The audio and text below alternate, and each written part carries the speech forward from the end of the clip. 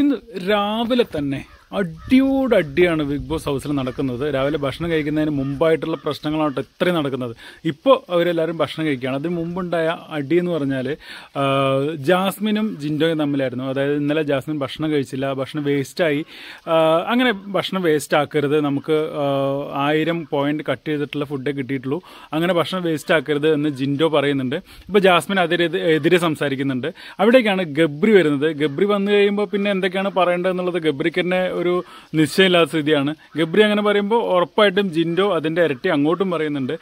ഗബ്രി പറയുന്നുണ്ട്, നിന്റെ വീട്ടിൽ നിന്ന് കൊണ്ടുവന്നല്ലോ എന്ന് ജിൻഡോട് ചോദിക്കുന്നുണ്ട്. ജിൻഡോ തിരിച്ചും അതേ രീതിയിലുള്ള തന്നെ തിരിച്ചടിക്കുന്നുണ്ട്. എന്തായാലും ഭയങ്കര അടി നടക്കുകയാണ്.